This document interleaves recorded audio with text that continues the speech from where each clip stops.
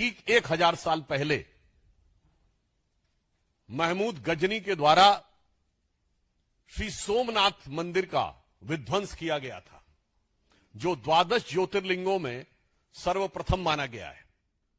जिसके विषय में कहा गया है कि सोमलिंगम नरोदृष्टा सर्व पापो प्रमुच्यते लभते फलम मनोवांछितः मृतः सर्वम समाश्रयेत। ये माननीय प्रधानमंत्री जी ने भी आज जो इसके अपना विचार व्यक्त किया है उसमें इस श्लोक का उद्धरण दिया है कि अर्थात सोमनाथ एक ऐसा लिंग है जिसे देखने मात्र से पापों का नाश होता है, पुण्यों की प्राप्ति होती है, मनोवांछित फल प्राप्त होते हैं और स्वर्ग का मार्ग प्रशस्त होता है। यह सिर्फ एक आस्था का विषय नहीं है, इसका महत्व भारत के लिए क्या था और आज ही इसको याद करने की आवश्यकता क्यों है, इसके लिए मैं ध्यान दिलाना चाहूंगा कि जब सोमनाथ की पुनर्स्थापना हो रही थी तो 11 मई 1951 को भारत के प्रथम राष्ट्रपति डॉक्टर राजेंद्र प्रसाद जी ने कहा था at the inaugural ceremony of Somnath, it is my view that the reconstruction of Somnath temple will be completed on the day when not only the magnificent edifice will arise on the foundation, but the mansion of India's prosperity will be really that prosperity of which ancient temple Somnath was a symbol. अर्थात उन्होंने कहा कि सोमनाथ की पूर्ण प्रतिष्ठा उस दिन नहीं होगी जिस दिन मात्र उस दिन नहीं होगी जिस दिन भव्य रूप में वह मूर्ति और मंदिर प्रतिष्ठापित होगा, बल्कि उस दिन पूर्ण मानी जाएगी जिस दिन भारत की समृद्धि का शिखर भी उसी प्रकार उठता हुआ दिखाई पड़ेगा जिस समृद्धि से आकर्षित होकर यह क्रूर बर्बर आतंकी आक्रमण किया गया था। और आज 1000 वर्ष के बाद अगर हम देखें तो 1951 में सरदार पटेल के प्रयास से और जवाहरलाल नेहरू जी के पुरजोर विरोध के बावजूद प्रथम राष्ट्रपति डॉक्टर राजेंद्र प्रसाद जी की उपस्थिति में यह स्वप्न साकार हुआ था। और आज प्रधानमंत्री श्री नरेंद्र मोदी जी के नेतृत्व में जो बात डॉक्टर राजेंद्र प्रसाद जी ने कही थी कि समृद्धि की तरफ जब भारत बढ़ेगा तो यह पूर्ण होता हुआ दिखाई पड़ेगा, तो आज पूर्णता की तरफ बढ़ रहे हैं। जब हम चौथी बड़ी इकोनॉमी है, चौथे बड़े स्टॉक एक्सचेंज हैं, तीसरे बड़े ऑटोमोबाइल मैन्युफैक्चरर हैं, दूसरे बड़े मोबाइल हैंडसेट के मैन्युफैक्चरर हैं और डिजिटल ट्रांजैक्शन में दुनिया के नंबर 1 देश ही नहीं है, वर्ल्ड की सारी मेजर इकोनॉमीज में लगातार 2 साल से फास्टेस्ट ग्रोइंग इकोनॉमी है। अर्थात जो सोमनाथ के संकल्प का विचार था वो आज चरितार्थ होता हुआ नजर आ रहा है। दूसरी बात यह आती है कि इसको आज स्मरण रखने की क्यों आवश्यकता है, क्योंकि इस देश की अस्मिता के साथ एक बहुत घिनौना मजाक किया गया। मैं घिनौना मजाक शब्द इसलिए कहता हूं, हमारी जनरेशन के आप सब लोगों ने पढ़ा होगा, इतिहास में पढ़ाया जाता है कि साहब जो कुछ मोहम्मद गजनी ने किया सोमनाथ पे वो तो केवल पैसा लूटने के लिए किया था, उसका कोई धार्मिक भावना से लेना देना नहीं था। और इतना ही नहीं, और इसका स्रोत कहां से आता है, पंडित जवाहरलाल नेहरू की डिस्कवरी ऑफ इंडिया। जो मूल एडिशन 1948 में छपा है उसमें 161 और बाद के एडिशन में 240 के आसपास आ जाता है, तो पेज नंबर वेरी कर सकता है, पर आप जाकर चेक कर सकते हैं। वो कहते हैं Mahmud was far more a warrior than a man of faith. Like many other conquerors, he used to exploit the name of religion for its conquest. India was to him just a place from which he could earn the treasures and material. यानी वो कोई धार्मिक उन्मादी नहीं था, वो तो पैसा कमाने के लिए आया था और उसके लिए भारत में आकर सिर्फ पैसा प्राप्त करना ही उसका उद्देश्य था। और आगे वो लिखते हैं कि वो कला का कितना बड़ा प्रेमी था कि जब वो मथुरा में एंटर करता है तो वो इतना प्रभावित हो जाता है वहां की स्थापत्य कला को देख के। The building interested him was so much impressed by the city of Mathura from Delhi. All about he wrote that there was 1,000 edifices from which the faith has fallen, nor it's likely the city attained the present. वो कहते हैं कि वो देखकर इतना अभिभूत हो जाता, कहता लगता ही नहीं इतनी सुंदर मूर्तियां और सुंदर मंदिर और सुंदर भवन मनुष्यों के बनाए हुए हैं, तो जिन्न के बनाए हुए हैं. और कहते देखिए जवाहरलाल नेहरू जी कहते हैं कि महमूद गजनी कितना कला का प्रेमी था, जबकि उन्होंने जिस बुक से लिया है वो उसके साथ आए हुए खुद के इतिहासकार उतबी ने अपनी किताब तारीख यामनी में लिखा है कि जिस समय उसने मंदिर पे कैप्चर कर लिया और वहां के समस्त पुरोहित और राजा उनके पास गए और उन्होंने कहा कि शिवलिंग को खंडित मत करिए, इसके बदले में हम आपको लाखों स्वर्ण मुद्राएं देंगे। और उनके एडवाइजर्स को लगा कि ये एक अच्छा मौका है, हमें एक पत्थर से क्या लेना देना है, अगर इतना मिलता है। तो ये खुद महमूद गजनी के साथ आए हुए इतिहासकार, जिससे ये प्रेरणा ले रहे हैं नेहरू जी और उनके बाद उनके गोत्र के समस्त इतिहासकार, वो क्या लिखता है, कहता महमूद ने मना कर दिया। किस लिए मना कर दिया? वो कहता है इसलिए कि मैं चाहता हूं कि कयामत के दिन मैं एक बुत शिकन के रूप में जाना जाऊं, ना कि बुत परस्तों के साथ सौदागरी करने वाले एक गलीच बुत फरोश के रूप में। यानी शुद्ध हिंदी में कह देता हूं, अर्थात मैं चाहता हूं कि कयामत का दिन आए तो मेरी ख्याति हो कि मैंने मूर्ति भंजक के रूप में मेरी ख्याति हो, ना कि मूर्ति पूजकों के साथ सौदागरी व्यापार करने वाले एक नीच इंसान के रूप में। अब बताइए, जितने लेफ्टिस्ट और ये सब समझाते हैं, ये सारी थ्योरी डिमोलिश्ड जो उसी में लिखी हुई है, मगर इतिहास को कैसा डिस्टॉर्ट किया गया। और सुनिए, जो नेहरू जी ने लिखा डिस्कवरी ऑफ इंडिया में, जो कहा गया कि वो बड़ा प्रेमी था, ठीक इसी में, इसी किताब में, और ये एन नंबर ऑफ रेफरेंसेस में बहुत लिखा गया है, history of India as told by various historians, इसमें है translation of Tarikul Yamini by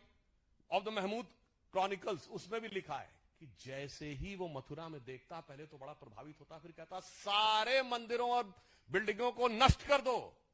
discovery of India में वो सेंटेंस गायब, और इंटरप्रिटेशन ये कि वो तो बहुत बड़ा कला प्रेमी था। इसलिए आज भारत की अस्मिता के साथ हुए इस आघात और उसके साथ हुए इस घिनौने मजाक को याद रखने की आवश्यकता है। और एक और चीज आपको बताना चाहता हूं, भारत का एक और बहुत बड़ा नुकसान किया गया।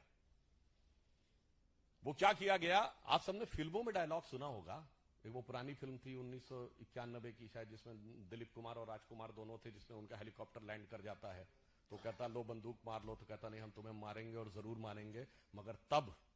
जब बंदूक भी हमारी होगी, गोली भी हमारी होगी, इलाका भी हमारा होगा और वक्त भी हमारा होगा। ये डायलॉग सिर्फ फिल्मों में सुना होगा, परंतु ऐसा नहीं है। महमूद गजनी के साथ आए हुए इतिहासकार ने लिखा है कि एक हिंदू शाही डायनेस्टी थी, आपने तो अब किसी को नाम में नहीं पता होगा, उसकी राजधानी काबुल थी, जिसका नरेश धर्मपाल जब ये लूट के गया,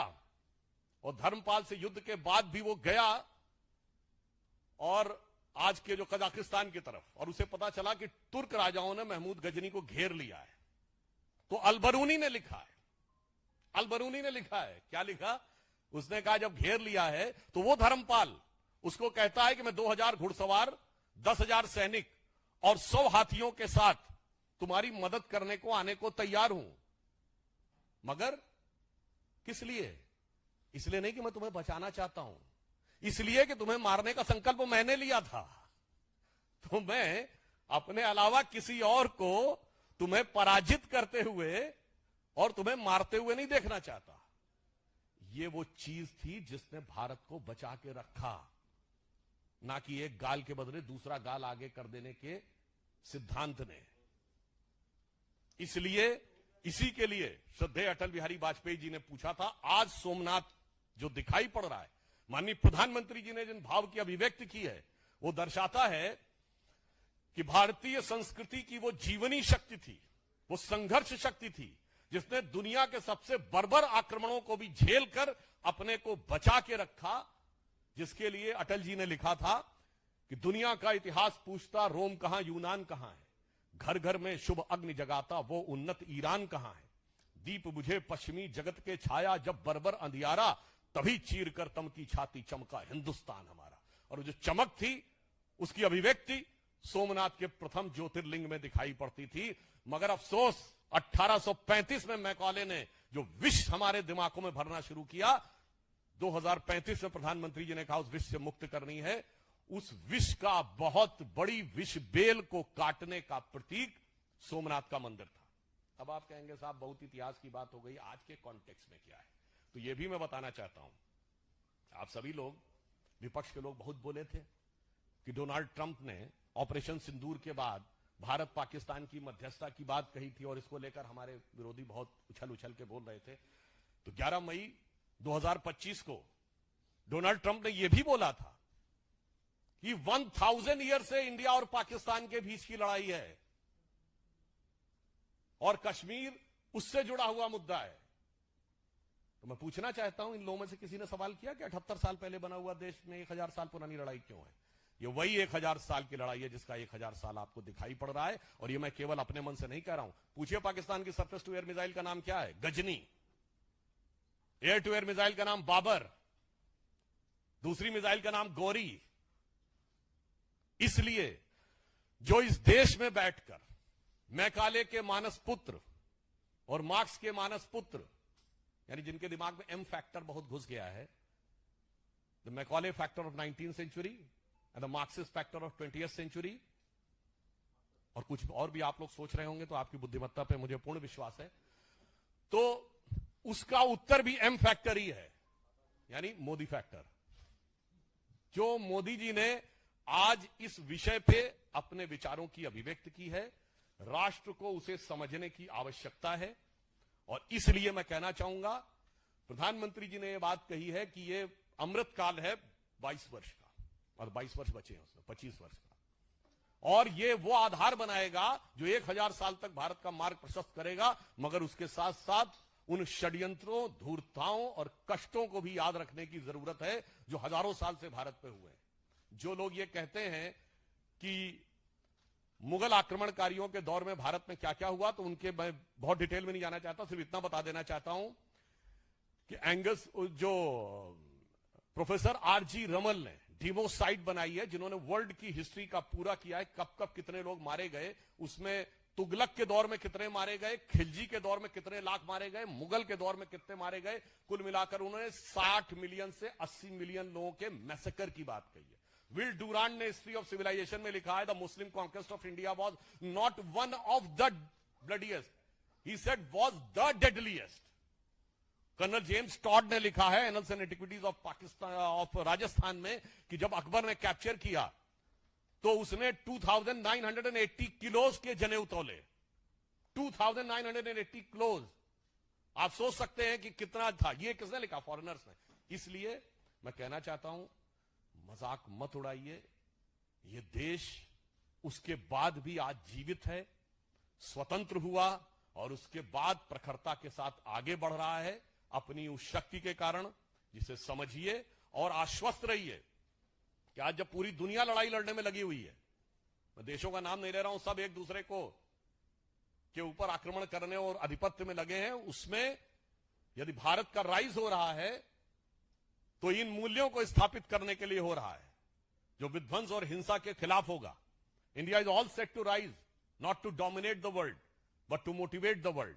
और उसका मूल आधार वह हिंदू संस्कृति, हिंदू सभ्यता है, जिसे कलंकित करने का प्रयास और उसके ऊपर हुए इतिहास के सबसे घनघोर नरसंहार, विल डूरांड ने जो कहा है, उसको छुपाने ही नहीं, नरसंहार करने वालों को महिमा मंडित करने के इस दुष्चक्र और षड्यंत्र को समझने की जरूरत है। और भारत क्या सोचेगा, जो प्रधानमंत्री जी ने कहा कि अगले 1000 साल तक, तो अटल जी की इस पंक्ति से समाप्त करता हूं, जो उनकी बड़ी प्रसिद्ध कविता थी, हिंदू तन मन हिंदू जीवन, रग रग हिंदू मेरा परिचय। तो उसका जो अंतिम छंद है कि होकर स्वतंत्र मैंने कब चाहा मैं कर लूं जग को गुलाम, मैंने तो सदा सिखाया है करना अपने मन को गुलाम। गोपाल राम के नामों पर कब मैंने अत्याचार किया, कब दुनिया को हिंदू करने घर घर में नरसंहार किया, कोई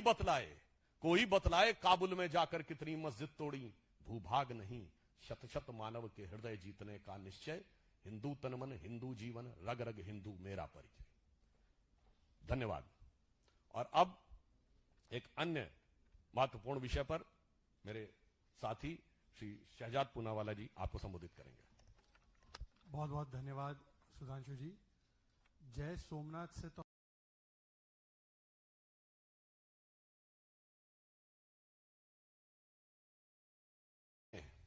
और कई ऐसी तारीखें आती हैं जो अविस्मरणीय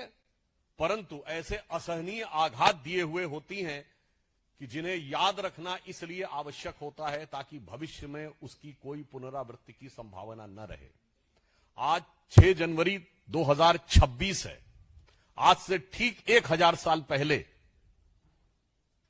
महमूद गजनी के द्वारा श्री सोमनाथ मंदिर का विध्वंस किया गया था, जो 12 ज्योतिर्लिंगों में सर्वप्रथम माना गया है, जिसके विषय में कहा गया है कि सोमलिंगम नरोदृष्टा सर्व पापो प्रमुच्यते लभते फलम मनोवांछिता मृतः सर्वम समाश्रयेत। ये माननीय प्रधानमंत्री जी ने भी आज जो इसके अपना विचार व्यक्त किया है उसमें इस श्लोक का उद्धरण दिया है कि अर्थात सोमनाथ एक ऐसा लिंग है जिसे देखने मात्र से पापों का नाश होता है, पुण्यों की प्राप्ति होती है, मनोवांछित फल प्राप्त होते हैं और स्वर्ग का मार्ग प्रशस्त होता है। यह सिर्फ एक आस्था का विषय नहीं है, इसका महत्व भारत के लिए क्या था और आज ही इसको याद करने की आवश्यकता क्यों है, इसके लिए मैं ध्यान दिलाना चाहूंगा कि जब सोमनाथ की पुनर्स्थापना हो रही थी तो 11 मई 1951 को भारत के प्रथम राष्ट्रपति डॉक्टर राजेंद्र प्रसाद जी ने कहा था at the inaugural ceremony of Somnath, it is my view that the reconstruction of Somnath temple will be completed on the day when not only the magnificent edifice will arise on the foundation, but the mansion of India's prosperity will be really that prosperity of which ancient temple Somnath was a symbol. अर्थात उन्होंने कहा कि सोमनाथ की पूर्ण प्रतिष्ठा उस दिन नहीं होगी जिस दिन उस दिन नहीं होगी जिस दिन भव्य रूप में वह मूर्ति और मंदिर प्रतिष्ठापित होगा, बल्कि उस दिन पूर्ण मानी जाएगी जिस दिन भारत की समृद्धि का शिखर भी उसी प्रकार उठता हुआ दिखाई पड़ेगा जिस समृद्धि से आकर्षित होकर यह क्रूर बर्बर आतंकी आक्रमण किया गया था। और आज 1000 वर्ष के बाद अगर हम देखें तो 1951 में सरदार पटेल के प्रयास से और जवाहरलाल नेहरू जी के पुरजोर विरोध के बावजूद प्रथम राष्ट्रपति डॉक्टर राजेंद्र प्रसाद जी की उपस्थिति में यह स्वप्न साकार हुआ था और आज प्रधानमंत्री श्री नरेंद्र मोदी जी के नेतृत्व में जो बात डॉक्टर राजेंद्र प्रसाद जी ने कही थी कि समृद्धि की तरफ जब भारत बढ़ेगा तो यह पूर्ण होता हुआ दिखाई पड़ेगा, तो आज पूर्णता की तरफ बढ़ रहे हैं। जब हम चौथी बड़ी इकोनॉमी है, चौथे बड़े स्टॉक एक्सचेंज है, तीसरे बड़े ऑटोमोबाइल मैन्युफैक्चरर